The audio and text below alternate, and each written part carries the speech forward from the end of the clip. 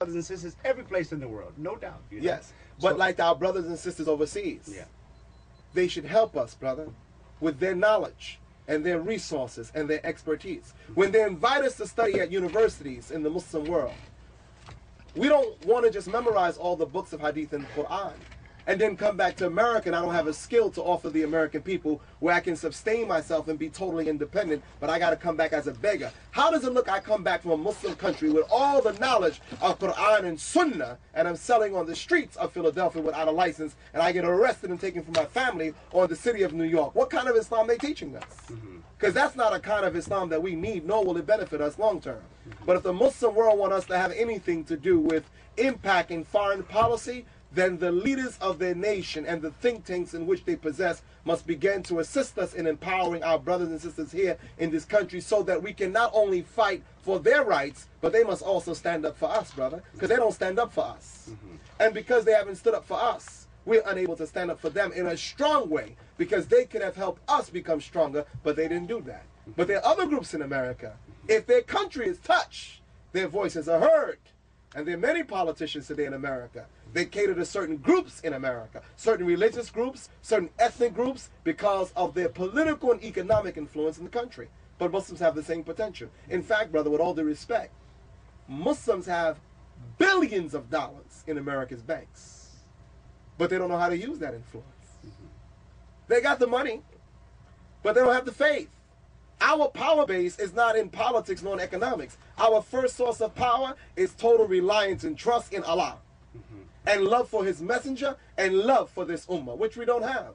So people kill Muslims one by one, little by little. But when it's all over, the game plan is to wipe us all out. Okay, let's take a deep breath. This is clearly the best show I've had. We got to go to a station break. Omar, you're listening to Islam Today with Omar Nasir. You know, it's a great show, and I guess I'm just the facilitator at this point. But in our studios, I'm the facilitator. We got a new host here, Brother Omar Nasir from Saudi Television Channel 2, and he's conducting the most excellent interview, probably one of the best interviews we've had to date on WHAT 1340 AM on the Islam Today program. I remember the brother, he mentioned that there was a book about how to eliminate Islam, and that's just one book of books that people write how to eliminate Islam in America. And I was asking you, you know, why do people feel so strongly? And when they talk about eliminating Islam, they're not talking about eliminating terrorism, because we know Muslims are not terrorists. They're talking about religion, eliminating Islam as a religion and as a way of life in America. So why are they what is their motivation for this? Okay, first of all, let us remember something. Writing books right now and bashing Muslims is good business. Okay? Second of all, the fear that Hitler created against the Jewish people is the same fear that others want to create against Muslims. It's a business, brother. It's a business. It's politics. It's economics. It's war. You know, rah, rah, rah. The Muslims are the new boogeyman. I mean, again, I mean, think about it. No, but it's true. It's true. If you see like the terms Islamic fundamentalist, Muslim terrorist, the latest term, which I've never heard before, the Muslim fascist, you know. Brother, listen, I was shocked.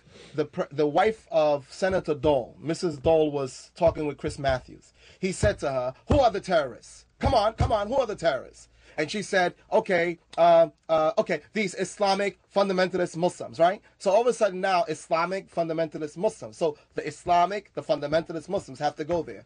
First of all, people are always afraid of, brother, what they don't know. You can scare people who are ignorant from anything. Just like, for example, there was a time white people in America were scared of just